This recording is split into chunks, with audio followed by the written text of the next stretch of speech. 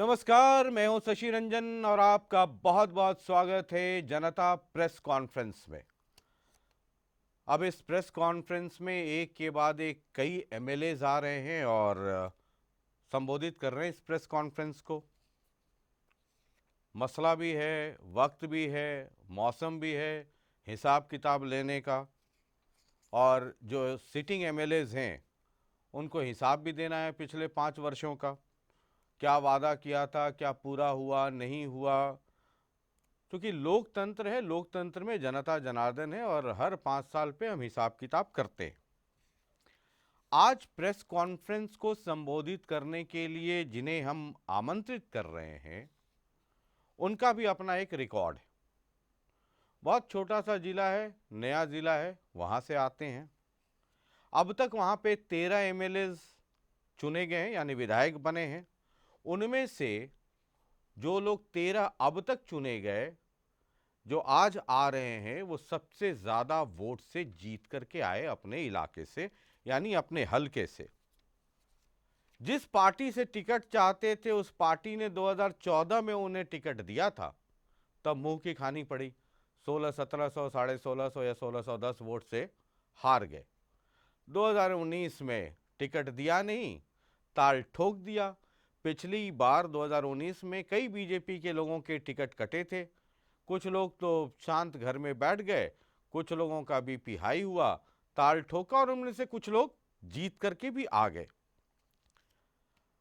ये तो एक कहानी है। दूसरा कहानी है कि पाला जबरदस्त बदलते हैं। इंडिपेंडेंट जीत गए, सरकार को समर्थन दिया, वापस लिया, दिया चलता रहा। लास्ट में कह दिया कि जी हम तुम्हारे नहीं, हम तो हुड्डा साहब को बाहर से समर्थन देंगे।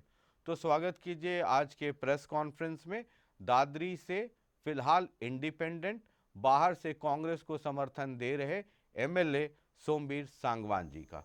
बहुत बहुत स्वागत है सोमवीर सांगवान जी। शशि जी, आपके चैनल का और तमाम दर्शकों को मेरी तरफ से नमस्कार। तो इस प्रेस कॉन्फ्रेंस की एक परंपरा है, आपको पता है, जहां पत्रकार इकट्ठे हो जाएं तो बहुत टोका टाकी करते हैं। लेकिन 2 मिनट का वक्त हम आपको देंगे। आप अपना लेखा जोखा, हिसाब किताब जनता जनार्दन के सामने पेश कर सकते हैं। 1.5 मिनट के बाद घंटी बजा करके मैं आपके आधे मिनट बच गए ये आपको सूचित कर दूंगा। आपका समय शुरू होता है। आप ऐसा है कि 2016 में दादरी का जिला बनवाया। उसके बाद college, medical college, stadium, secretariat, पीने के पानी, बारिश के पानी और सीवर की जो दादरी की मूलभूत समस्या थी, उन समस्याओं का समाधान किया। 46 गाँवों के अंदर जो पानी भरता था, डूबा, हर बार बारिश के मौसम में पानी भरता था, उसके निकासी का प्रबंध किया। 46 गांवों में पीने के पानी की प्रॉब्लम थी, उसमें 14 गांवों का काम कंप्लीट हो चुका है, बाकी का काम अंडर प्रोसेस है। जितने भी और भी जो काम थे, चाहे बाईपास था, 4 लेन खरड़ी मोड़ से लेकर दादरी तक 77 करोड़, चिड़िया गांव से लेकर चिड़िया मोड़ तक 66 करोड़ रुपया, ORB 78 करोड़ 20 लाख रुपए का टेंडर हो चुका है, उनके अभी प्रोसीडिंग पेंडिंग है। बेहतरीन स्टेडियम सनसपुर के अंदर डिस्ट्रिक्ट लेवल का बन रहा है। सेक्रेटरीट बन के लगभग दिसंबर तक या नवंबर तक कंप्लीट हो जाएगा। सरकारी कॉलेज, मेडिकल कॉलेज, जनता की जो बहुत पुरानी डिमांड थी उसको भी पूरा कराया। और लगभग 1500 करोड़ रुपया दादरी की जनता को, जिसमें से 10 पुल जो गाँव के पुराने नहर के ऊपर बने थे वो, और कम से कम 1500 करोड़ रुपये की सौगात मैंने दादरी को दिलाने में कामयाबी मिली है। अपनी तरफ से जो वादे करे थे, कोई बीच में कोई भ्रष्टाचार, बिचौलिया, कोई ठेकेदार कोई नहीं था। बगैर लाग लपेट के 24 घंटा जनता की सेवा में समर्पित होकर सीधा फ़ोन उठाता हूँ। कोई PAC, कोई बिचौलिया नहीं है। जनता की हर भावनाओं पर खरा उतरा हूँ और अपनी तरफ से प्रयास कराया है। किसी प्रकार की कोई कमी कोशिश नहीं छोड़ी।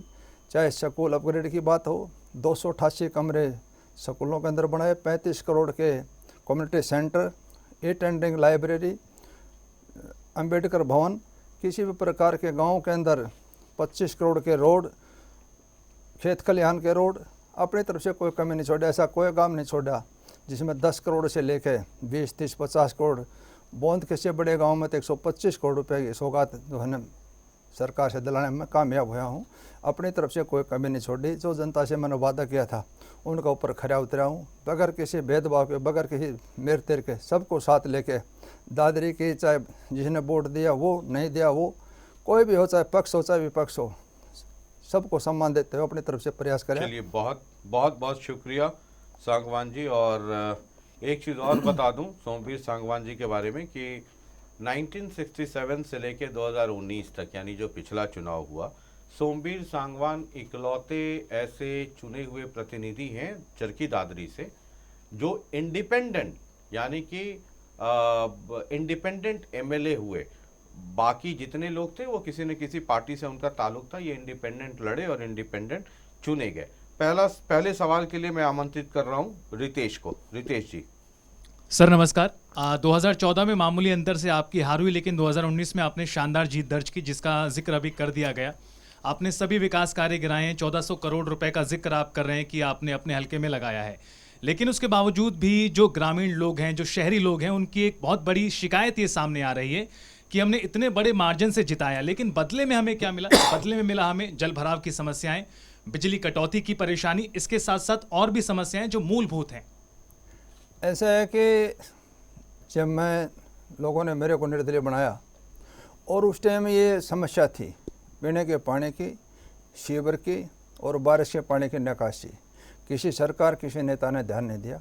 उसका 100% तीनों चीज़ों का समाधान, 115 करोड़ के पीने के पानी के काम चल रहे हैं गिकाड़ा गांव के अंदर, चंपापुरी के अंदर और कपूरी वाले में, तीनों के 115 करोड़ पीने के पानी, 56 करोड़ रुपया सीवर का काम दादरी के अंदर चल रहा है।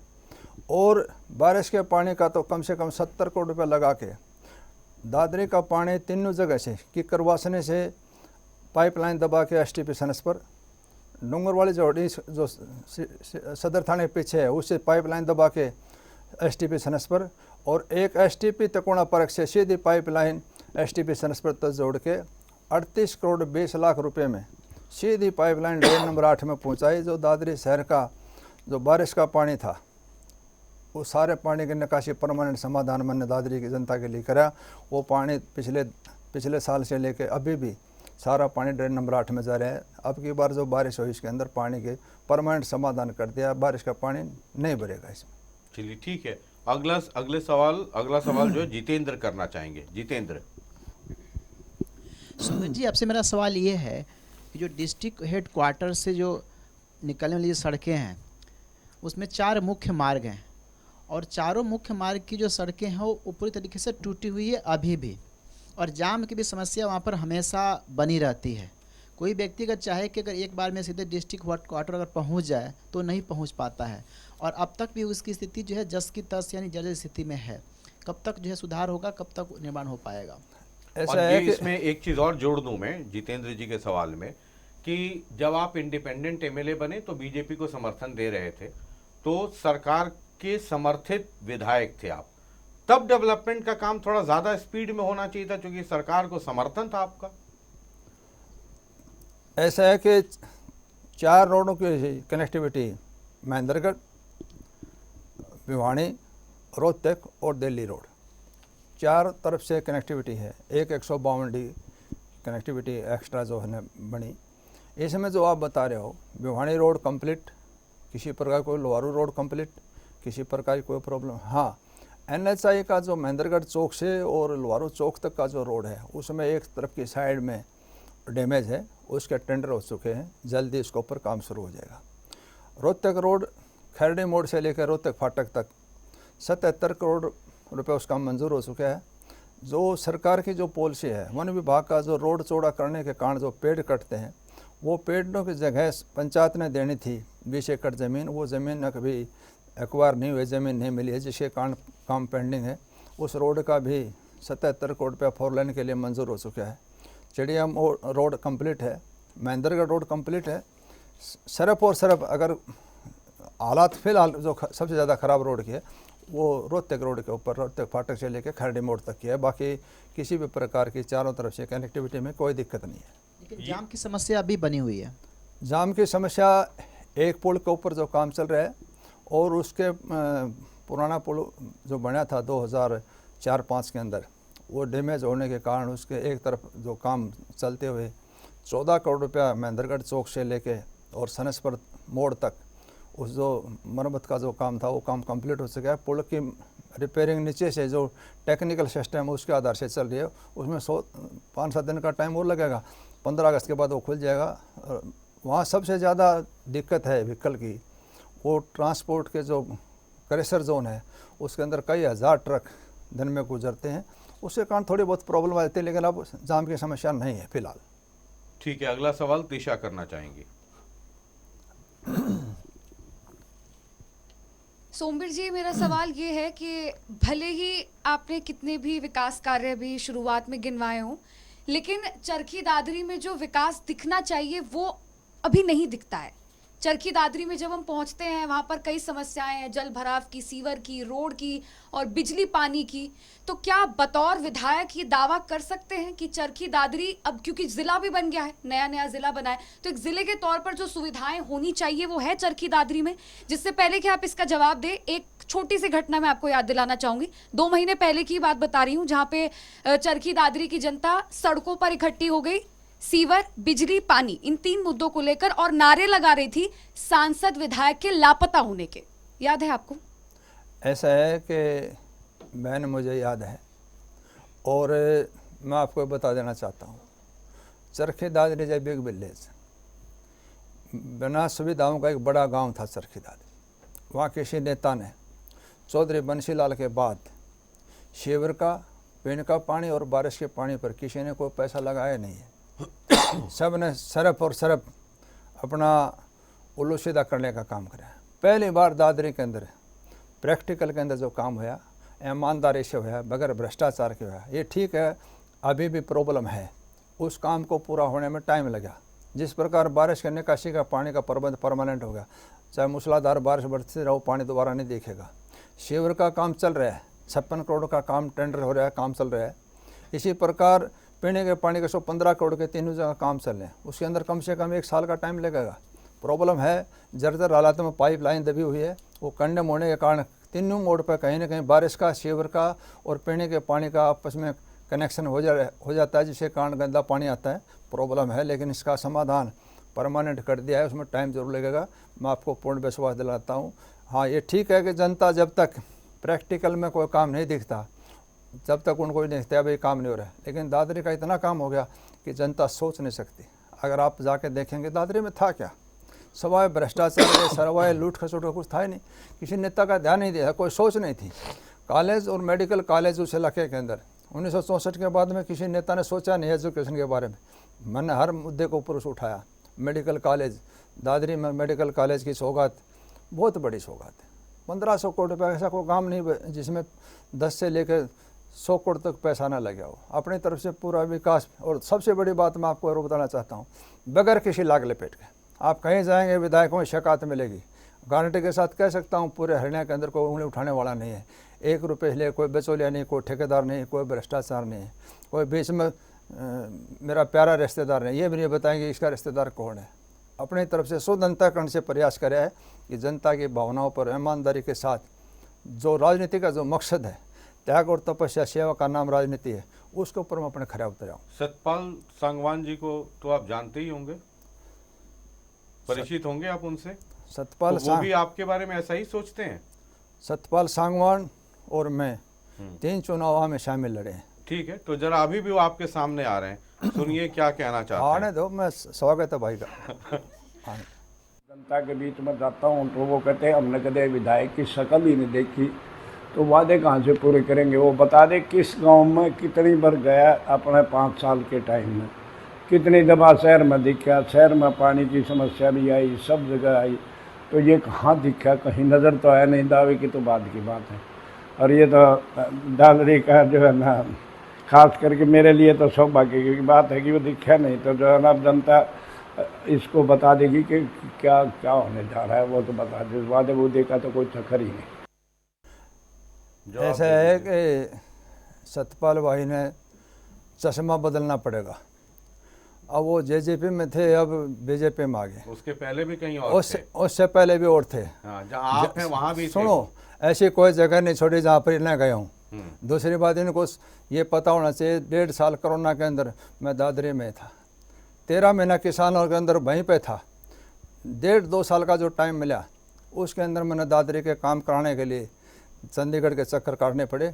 1500 करोड़ रुपये मैंने सौगात रिकॉर्ड के साथ मैं आपको दे रहा हूँ, जो काम शुरू हो रहे हैं। इससे पहले अगर ये काम करवाते, भाई सतपाल सांगवान चौधरी बंसी लाल का 3.5 साल तीसरा बेटा बन के काम किया, 5 साल भूपेंद्र हुड्डा के मंत्री रहे, वो 9-10 साल के अंदर दादरी में काम कराते तो ये जल भराव की समस्या, पीने के पानी समस्या होती। इन्हीं की बदौलत से तो नौबत आई। अगर ये कुछ करते तो ये मौका कहाँ मिलता। मैंने कराया है समाधान, आने वाले टाइम के अंदर चैलेंज के साथ कर रहा हूँ। कोई भी मंत्री संतरी मुख्यमंत्री तक ये कह दे कि दादरी में समस्या बच गई, थोड़ा टाइम ज़रूर लगेगा, मैंने वो काम कर दिया जो इतिहास में आने वाले बच्चे पढ़ेंगे। ठीक है वरुण, एक सवाल हमारे समाचार संपादक हैं वो आपसे करना चाहते हैं, क्योंकि सतपाल सांगवान जी का मसला आ गया तो जरा वो कुछ पूछना चाहेंगे आपसे। सांगवान साहब, सवाल ये है कि ये कहा जाता है कि भाजपा का व्यक्ति किसी पार्टी में चला जाए वो भीतर से भाजपा ही रहता है। आपने बीजेपी के साथ रहे, 2019 में बीजेपी ने आपके साथ गलत किया, आपकी टिकट काटी, न सिर्फ टिकट काटी बल्कि आपको हराने के लिए उस तरह की व्यवस्था की कि प्रधानमंत्री खुद वहाँ रैली करने आए। बीजेपी का सेलिब्रिटी स्टेटस वाला उम्मीदवार तीसरे नंबर पर रहा, आप जीते, फिर आप भाजपा के साथ ही बने रहे। ये दिखाता है कि आपकी नज़दीकियाँ पार्टी के साथ कैसी थी।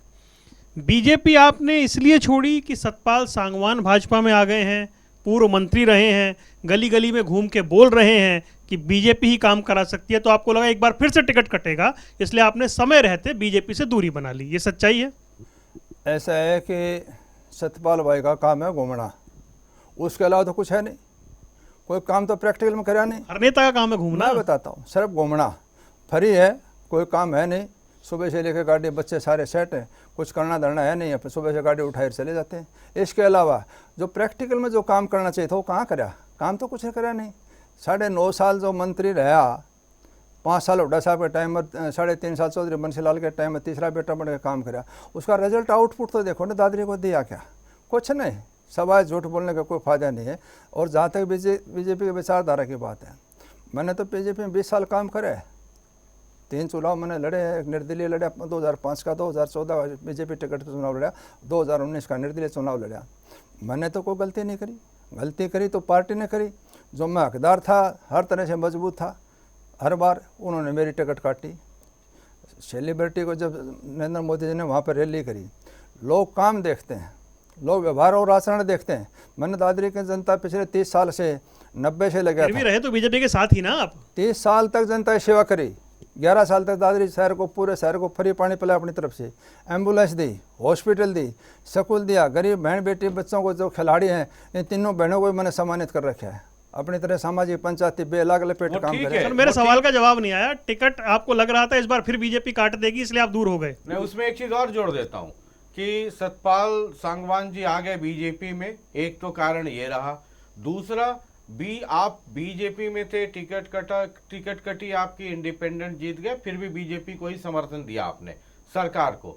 जेजेपी के साथ गठबंधन हो गया, आप उन लोगों में से आप लोग रहे हैं जो जेजेपी के साथ गठबंधन नहीं चाहते थे कि बीजेपी का हो, हम हैं तो फिर दिक्कत क्या है। जेजेपी का जब गठबंधन टूट गया तो आप लोगों को ये उम्मीद जगी कि अब हम मंत्री बनेंगे।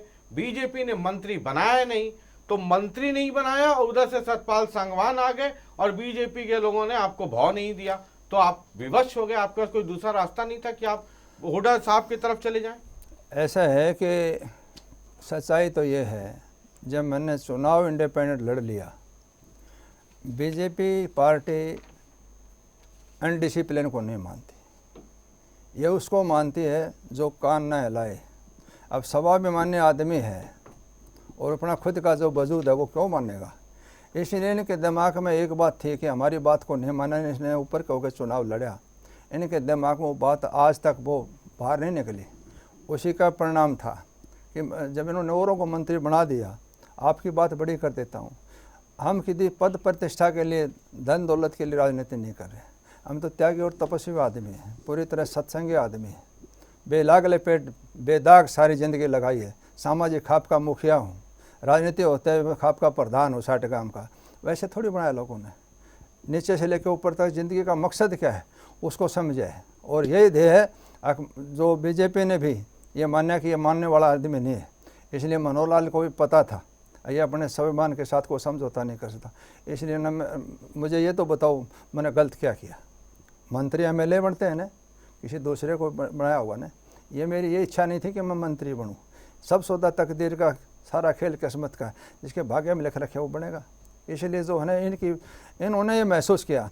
सतपाल सांगवान तीनों बार आमने सामने 3 चुनाव लड़े, तीनों हमारे से मजबूत थोड़ी है, ऐसा कुछ नहीं है। सतपाल सांगवान आने से ये हुआ, वो पहले इन्होंने मन बना लिया था। कितनी बार मेरे ऊपर होने के बाद में 2 बार चेयरमैन बढ़ाए, जेजेपी के चेयरमैन बढ़ाए। जब मैं वहाँ कैंडिडेट था इनका समर्थन कर रखा था, तो गलती तो इन्होंने करी। इसलिए सिर्फ ये था कि मैं किसान आंदोलन में भी किसानों के साथ था, लड़ाई लड़ी। मैं किसान के घर में पैदा हुआ, किसान का बेटा था, किसान की तकलीफ को समझा, तो सारी बातों समझने के बाद में तो फैसला लिया। बीजेपी से विचारधारा से जुड़ा हुआ था, विचारधारा से 20 साल काम करा। लेकिन अगर 4.5 साल लेकिन लगे एक आपको तरफ समझते कि बीजेपी आपका वो सम्मान नहीं कर रही है, ठीक है, मंत्री और चेयरमैन ही नहीं चाहिए तो आपको सम्मान नहीं दे रही है, प्रतिष्ठा नहीं। 4.5 साल लग गया आपको। मनोहर लाल खट्टर जब तक रहे तब तक ये बात समझ में नहीं आई, उनके जाने के बाद लगा कि नहीं अब हुड्डा जी की तरफ जाना है, या आपको ये लगा कि अब तो कांग्रेस की हवा टाइप से चल रही है तो अब उधर चलो? ऐसा है कि आदमी अकेले हवा से नहीं जीतता, उस व्यक्ति विशेष भी अपनी पहचान होती है। अगर ये मान के चले कि बीजेपी की कांग्रेस की हवा बन रही, हम कैंडिडेट बन के हम जीत के सपना लेना, ऐसा नहीं है। जनता इस बात को नहीं मानती। आपने अपने कर्तव्य का निर्वाह क्या किया, आपने समाज को क्या दिया, ये डिपेंड करता है। रही बात ये पार्टी टिकट कैंडिडेट बनाती है नहीं बनाती है, पार्टी पे डिपेंड करता है। लेकिन हमने बगैर किसी स्वार्थ के समर्थन कराया, और ये जब कराया जब मनोहर लाल जी ने अपनी तरफ से किसी भी प्रकार की कोई तवज्जो नहीं दी, भ्रष्टाचार के ऊपर कोई अंकुश लगा, जनप्रतिनिधि का कोई सम्मान नहीं कराया, कोई कंट्रोल तो नहीं हुआ। आज पूरा प्रदेश चाहे कोई भी जाति हो, घरबारी दरबारी व्यापारी कर्मचारी चाहे कोई हो, सब तंग। कारण सिर्फ पॉलिसी के कारण। सरकार ने उसको बदला क्यों?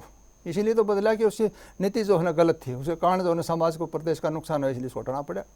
तो ऐसा कोई अपना स्वार्थ नहीं था। चलिए ब्रेक पे जाने से पहले खुशबू एक सवाल करना चाहेंगे आपसे। जी सर, हाल ही में देखा आपने कि किस तरह से लोकसभा का चुनाव हुआ, नतीजा भी क्या कुछ रहा। आपके हलके से कांग्रेस की बढ़त तो मिली है, लेकिन जिस तरह से लगातार भिवानी महेंद्रगढ़ से बीजेपी तीसरी बार लोकसभा सीट जीत करके आई है, आपके लिए लगता है चुनौती है विधानसभा चुनाव में?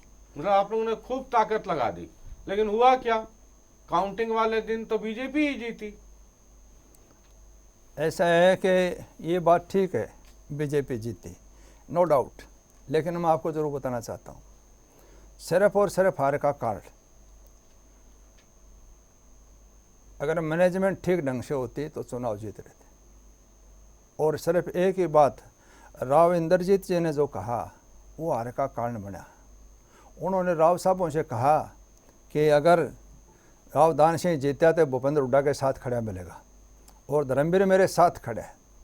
वहाँ जो मैं आपको सच्चाई बताता हूँ जो किसी ने नहीं बताई होगी, जो बच्चों के अंदर नौकरी के लिए जो कंपटीशन है, राव साहब ओबीसी वर्ग में हैं, और जाट समाज के जो बच्चे हैं, मैं जाति पाति में विश्वास नहीं करता, लेकिन जो आपने पूछ लिया तो मैं बताना चाहता हूँ कि हम खाप के मुखिया हैं। खाप का मतलब है छत्तीस बिरादरी।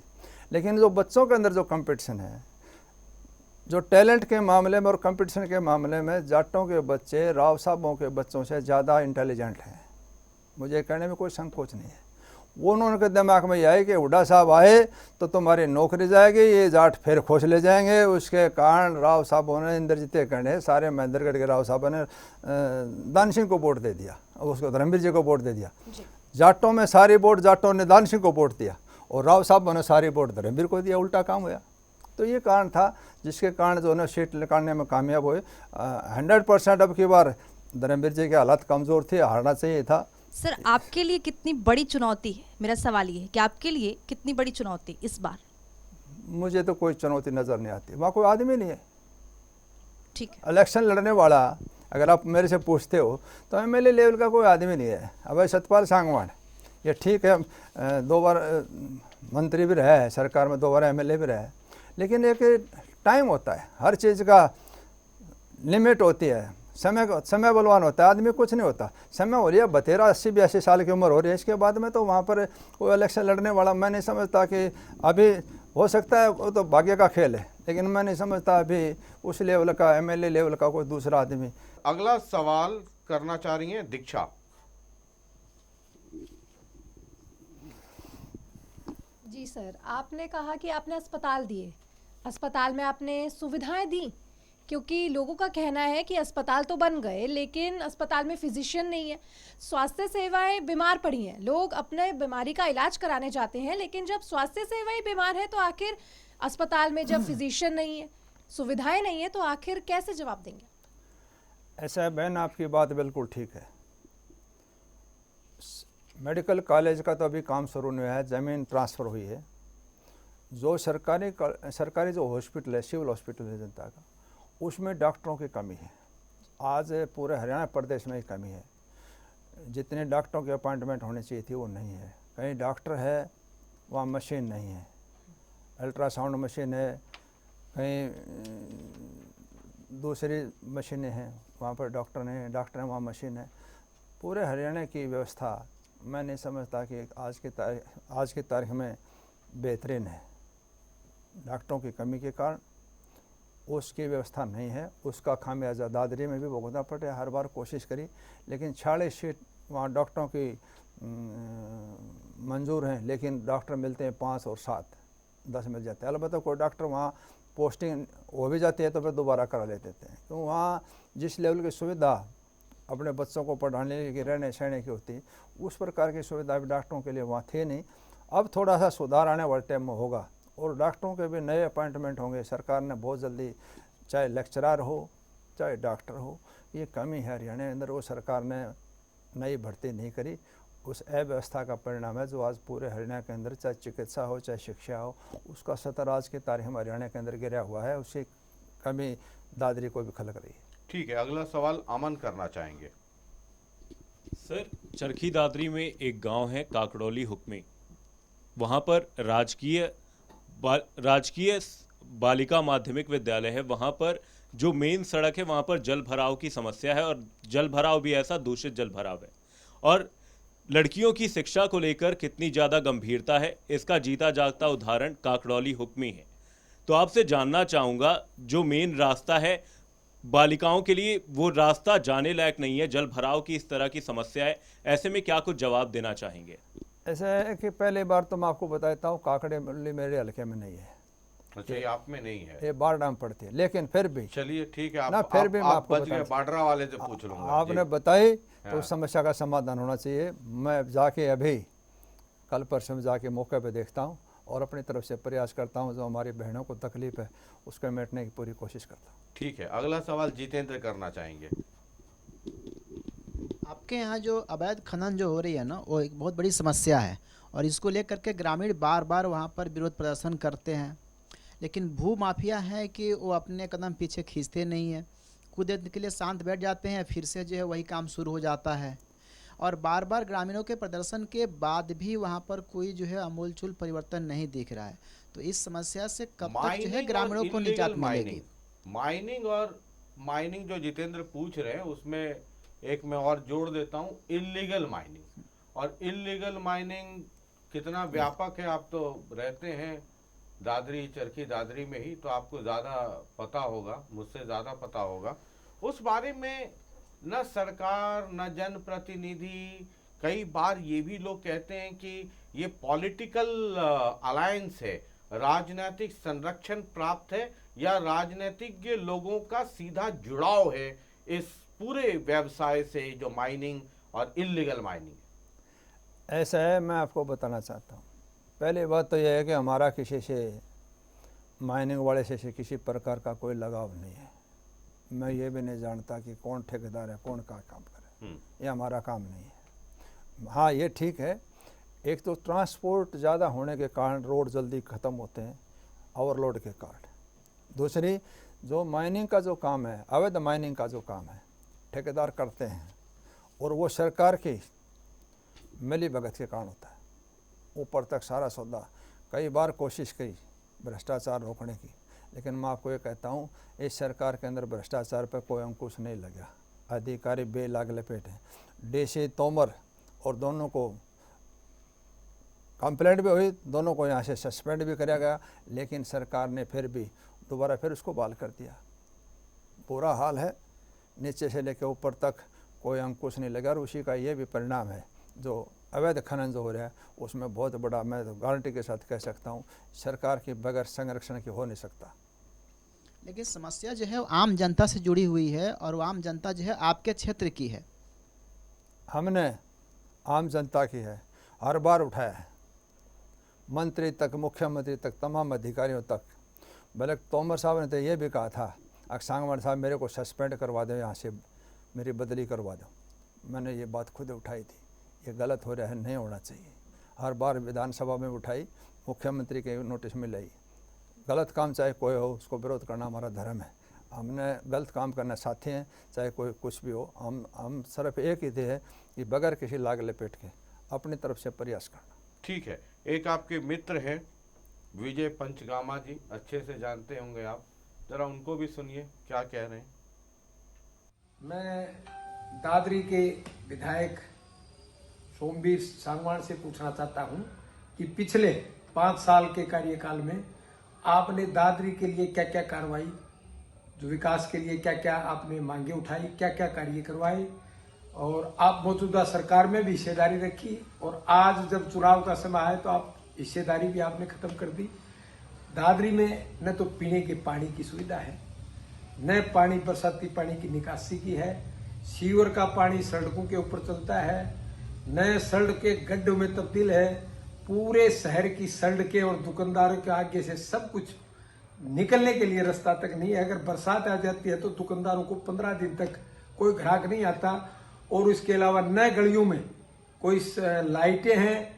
आज दादरी की ऐसी बुरी हालत है, न स्कूलों में स्टाफ है, न कॉलेज में स्टाफ है, न हॉस्पिटल में डॉक्टर हैं, और यहाँ तक पूरी दादरी में जो है ना पूरा भूमाफिया सक्रिय है। रोजाना इस तरह की वारदात घटनाएं होती हैं। अपराधियों का हौसला बुलंद है, कानून व्यवस्था चौपट है। अब मैं इनको रोकता नहीं तो अभी ये बोलते जाते, तो आपको बोलने का टाइम ही नहीं मिल रहा। तो ये जितना कहा उतना ही मुझे लगता है काफ़ी है आपके जवाब देने के लिए। ऐसा है, भाई विजय जी ने कहा, पहले तो मैं काम बता दिए, पहले बता चुका हूँ। दादरी जिला सेक्रेटरीट, पीने का पानी, बारिश का पानी, सीवर की समस्या का समाधान, और ब्रिज, 4 लेन, कितना काम बताऊं, ये मैंने करवा दिया। भाई विजय जी जो कह रहे हैं, अगर मेरे से पूछते तो सारे खड़े हुए थे, इन्होंने खोदे हुए तो हैं। अगर ये ठीक करते, अगर ये चश्मा को ठीक लगा के देखे दादरी का विकास, कहाँ गए थे 5 साल, जब 2005 तक सरकार थी, क्या किया था कोई काम? कोई एक ईंट लगी थी? सिर्फ और सिर्फ ये कहना आसान है, लेकिन करना बड़ा मुश्किल है। मैंने प्रैक्टिकल में काम करे, ढोल के डंके के ऊपर आने वाली समस्या परमानेंट समाधान करे है। और भाई विजय, मैं आपको बताना चाहता हूँ, बारिश के पानी का परमानेंट समाधान हो गया, पीने के पानी का काम चल रहा है, सीवर का काम चल रहा है, और ब्रिज का टेंडर खुल चुका है, 4 लेन के काम चल रहे हैं। जितने भी काम थे पेंडिंग दादरी के, था क्या दादरी में? करा क्या? किसी ने कुछ नहीं किया। सिर्फ और सिर्फ मलाई खाने का काम करा, दादरी को, प्रदेश को लूटने का काम करा। ईमानदारी कैसे बेलाग लपेट हो गए, बगैर भ्रष्टाचार, कोई बचौलिया, कोई ठेकेदार नहीं था। बड़े बड़े लाइन लगती थी, मैं भी जानता हूँ, अच्छी तरह से वाकिफ़ हूँ क्या काम होते थे, किन सरकारों ने क्या काम किया, रिजल्ट क्या था, आउटपुट क्या थी, 0/0। किसी ने कुछ ध्यान नहीं दिया दादरी को, सवाए लूट खसोट का मैंने नज़र नहीं आया। दादरी के अंदर मैं 60 साल से वही हूँ, मैंने नहीं पता किसी ने क्या किया, कोई काम नहीं किया। अब बड़े बड़े वादे करने से कोई फ़ायदा थोड़ी है। अपने टाइम में जब कहाँ गए थे, अगर वहाँ जो उस टाइम काम होता तो आज ये नौबत नहीं आती। ठीक है, खुशबू एक अगला सवाल कर रही है, उसके बाद उससे जुड़ा एक मैं करना चाहूँगा। सर, प्रदेश में एक शिक्षा व्यवस्था बहुत अहम मुद्दा रहा है। शिक्षा व्यवस्था को लेकर तमाम सरकारें दावा करती हैं, तमाम तरीके के दावे होते हैं, लेकिन मेडिकल कॉलेज का अगर जिक्र करें और ग्रामीण कॉलेज का, आपकी हल्के में क्या स्थिति है उसका? मेडिकल कॉलेज, गवर्नमेंट कॉलेज, और उसमें मैं एक चीज़ और जोड़ दूं, जब आप गिनवाते हैं तो ये कर दिया, सीवरेज बदल दिया, ये कर दिया, बिना सरकार के सहयोग का तो हुआ नहीं। एक तरफ सरकार के सहयोग से आप इतना काम कर रहे हैं जो आप खुद कह रहे हैं, और दूसरी तरफ कह रहे हैं सरकार कोई काम नहीं करती है, मनोहर लाल कोई काम नहीं करते थे। ऐसा है कि मेडिकल कॉलेज जो सरकार की पॉलिसी थी, हर बार विधानसभा में उठाया, डिस्ट्रिक्ट वाइज मेडिकल पूरे इंडिया में बनेगा, वो उसकी घोषणा है, उस ज़मीन एक्वायर होगी, उसके जल्दी काम शुरू हो जाएगा।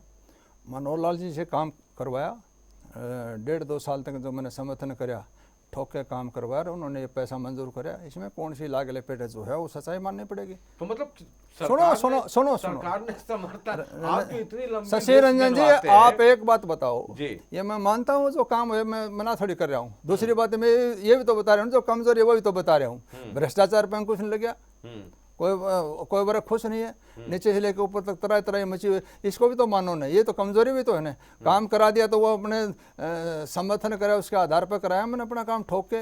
मतलब उसमें सरकार का उतना रोल नहीं है, एमएलए का ही नहीं, रोल सरकार का रोल है, मुख्यमंत्री का काम कराया, लेकिन रैली मैंने करी, दोनों बार दादरी जिला बना जब रैली मैंने की और अपनी तरफ से पूरा प्रयास कराया, सरकार का समर्थन, इसके बदले में काम लिया। कौन सा गलत है, लेकिन जो सरकार की कमजोरी है, जो सरकार का गलत है, वो भी तो बताना है ना।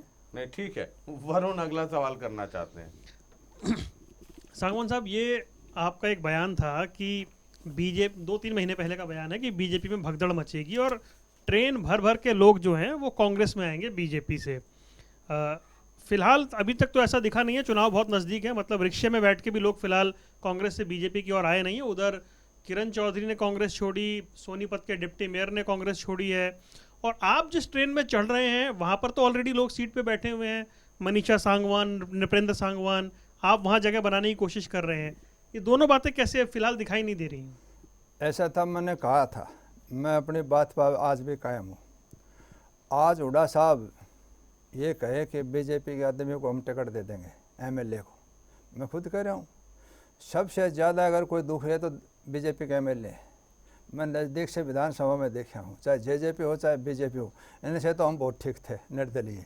ये तो सारे, अब मेरे से पहले भी बयान देखे गया होगा कि भाई मुझे पता है अंदर खाने कितने दुखी हैं, कोई सुनाई करने वाला नहीं है। इस सरकार के अंदर जनप्रतिनिधि की कोई वैल्यू नहीं है, सिर्फ और सिर्फ अफसरशाही है भी है, भ्रष्टाचार नीचे से लेकर ऊपर तक, और उसको सरकार का संरक्षण प्राप्त था ना हो नहीं सकता। अगर सरकार ईमानदार हो तो अधिकारी की हिम्मत नहीं है, इसलिए सब दुखी थे। टिकट की हुड्डा साहब आज घोषणा कर दो। आप कहते हो, मैं जनता के बीच में कह रहा हूँ, कितने लेना चाहते हो एमएलए, तुरंत पाला बदल जाएंगे। मतलब बीजेपी से कांग्रेस में आ जाएंगे तुरंत प्रभाव से। यस करो आप टिकट की, हुड्डा साहब यस करवा दो, टिकट दे देंगे, चुनाव पार्टी करवा दो, कितने ट्रेन भर लो। मैं आज भी कह रहा हूँ। और जहां आप टिकट की उम्मीद कर रहे हैं वहां जो लोग बैठे हैं, आपका यस हो गया है? ऐसा है कि पार्टी ने यस नहीं किया है, पार्टी ने ये कहा कि हम तीनों ने भी, हम तीन भी तो पार्टी में थे, समर्थन कर रखा था, तो हमारी गणती नहीं है। हमने समर्थन छोड़ के बीजेपी से समर्थन छोड़ के कांग्रेस समर्थन, हमारे को एमएलए नहीं मानते आप, हमने भी तो बीजेपी को छोड़ कर है ना, हमारी भी तो काउंटिंग होती है, हमारी तो काउंटिंग होती है। आप तीनों की टिकट बीजेपी से कटी हुई थी? ऐसा था, हमारी तो पहले कट रही थी, पिछली बार भी तो कटी हुई थी। टिकट का कोई रोड़ा नहीं है, जकरा सिर्फ एक था। अगर देखो सच्चाई, जो सच्चाई माननी पड़ेगी, हरियाणा प्रदेश का सबसे ज़्यादा नुकसान मैं समझता हूँ, एक सामाजिक पंचायती आदमी होने के कारण बताना चाहता हूँ। काम कम घाटबाद हो सकते हैं, लेकिन बीजेपी सरकार ने चाहे देश हो चाहे स्टेट हो, पूरे अंदर एक जो जाति पाति का जो जहर घोल दिया, जो भाईचारे को पाड़ दिया, भाई को भाई दुश्मन बना दिया, वो खामियाजा 50 साल तक भी नहीं बरा। लेकिन ये आपको 54 महीने बाद याद आया ना, आप जस्टिफाई कैसे करेंगे पब्लिक के बीच जाके? 54 महीने सरकार के साथ रह लिया तब क्या जातिवाद बीजेपी ने एक दिन में किया? मैंने जस्टिफाई पहले भी किया। 13 महीने बॉर्डर के ऊपर किसानों के साथ लड़ाई लड़ी, 1.5 साल कोरोना में रहा, 6 महीने पहले अब छोड़ी। मैंने कहा नहीं, वापस क्यों चले? मैंने कहा नहीं जस्टिफाई किया, सिर्फ ये लोगों की डिमांड थी, दादरी के काम होने चाहिए, लोगों को विकास की बात थी न, मैं तो दोबारा सवाल पैदा नहीं था।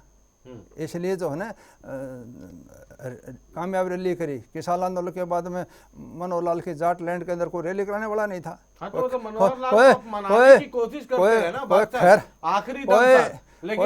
लाल जी ने पिघला नहीं, आपको मंत्री बनाया नहीं, मनोहर लाल जी ने कोई खैरात नहीं बांटी, काम किया है, उसका फल था।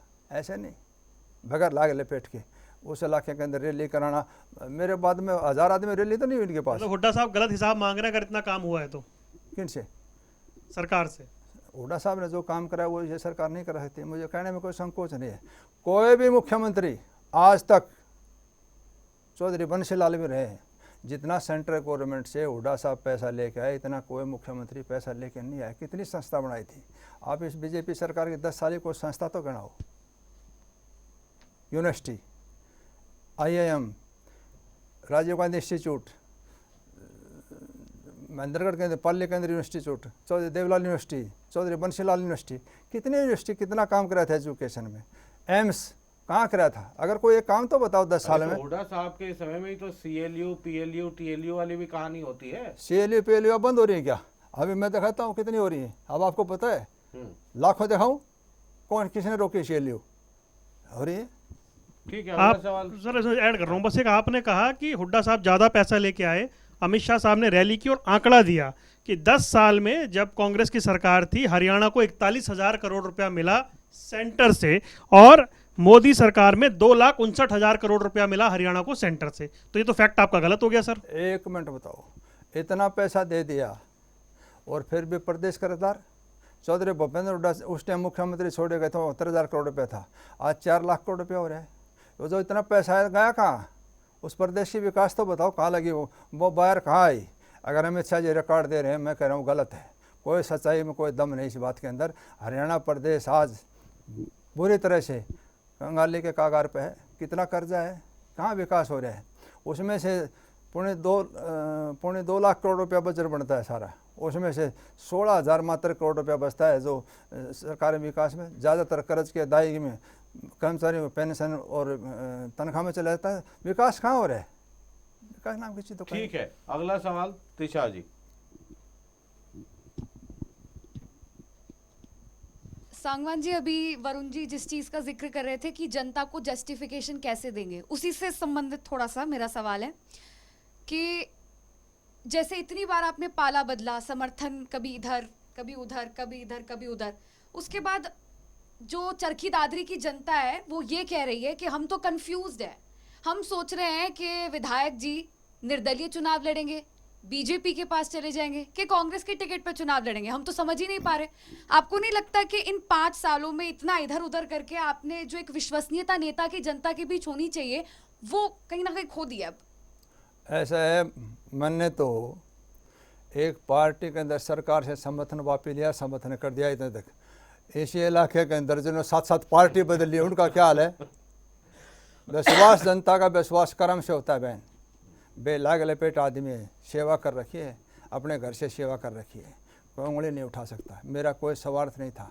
मैंने अपनी तरफ से समाज के हित में, जब किसान के अंदर कोई जुल्म की बात आई, आज भी कह रहा हूँ, अगर कोई जुल्म इसे बात आती है तो जुल्म के खिलाफ लड़ता हूँ और इसके उसी का परिणाम है आज। और जनता को विश्वास की जो बात थी, मैं जनता के विश्वास पे खड़ा उतरा हूँ।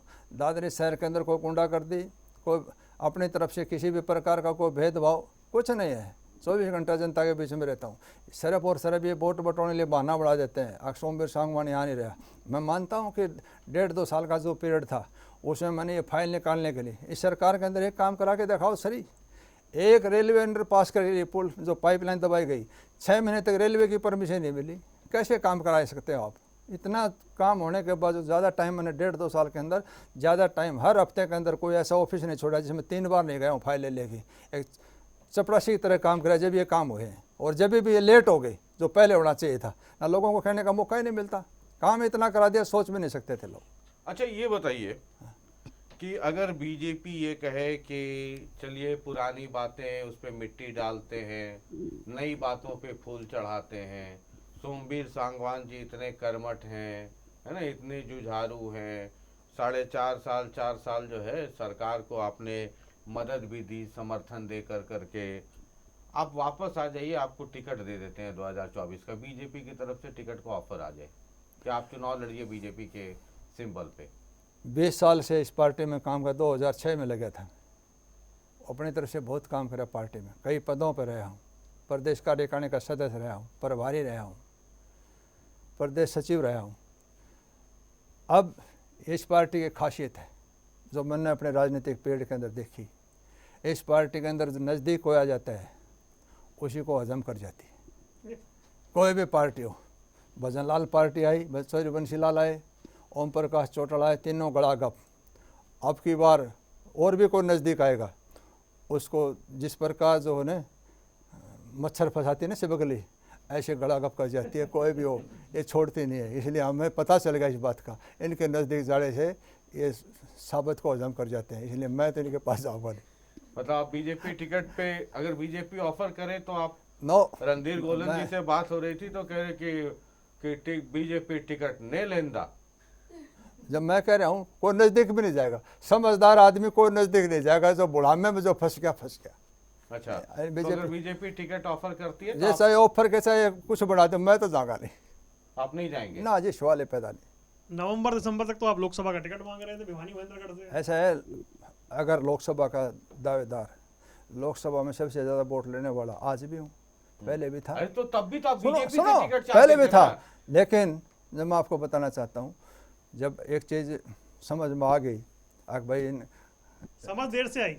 हाँ कुछ लगा लो, समझ तो में आ गई या टिकट नहीं मिला तब समझ में आई बात? ऐसा है, टिकट तो अभी फैसला ही नहीं हुआ था। टिकट कहाँ पर, टिकट तो उस जब हमने छोड़े 4 महीने थे, 5 महीने थे, 6 महीने थे। टिकट का 6 महीने पहले राष्ट्रीय पार्टी को बता सकता है पार्टी टिकट है, रात को टिकट अच्छा, नहीं, ये क्लियर कीजिए। सुबह बदल जाती है ये- टिकट को मायना नहीं रखती, टिकट को ये क्लियर कीजिए कि अगर बीजेपी टिकट आपको चरखी दादरी से दे कि सोमवीर सांगवान जी पुरानी बातें भूल जाइए, दोबारा नया रिश्ता शुरू करते हैं, तो आप बीजेपी के सिंबल पे टिकट पे चुनाव लड़ेंगे, हाँ या ना? ऐसा है, तलाक हो चुका है दोबारा ये रास्ता कायम नहीं हो सकता। मैं बीजेपी टिकट पर चुनाव नहीं लड़ूंगा, 100% गारंटी के साथ कहता हूँ। दूसरा सवाल, आप हुड्डा जी से आजकल खूब आपकी मोहब्बत चल रही है ना, खूब आना जाना। कई बार तो मैंने हुड्डा जी के घर पे भी आपको देखा, मैं बाहर से गुजर रहा था, देखा सोमवीर सांगवान जी अंदर जा रहे हैं। अगर कांग्रेस भी नेशनल पार्टी है, अब आपकी उम्मीदें हुड्डा जी से बहुत टिकी हुई हैं, और अगर अच्छा, आपका तो हुड्डा जी के करीब होने का बहुत सारा फैक्टर है। आपके उस इलाके में एक चौधरी थी, चौधरी किरण चौधरी, वो चली गई बीजेपी में, तो उस वो पूरा इलाका खाली हो गया जो आपके लिए अपोज करती। कांग्रेस से अगर टिकट नहीं मिली तो अच्छा, पहले तो ये पूछ लो कि कांग्रेस टिकट देगी तो लड़ेंगे? आपने तो कहा कि अप्लाई भी किया है आपने।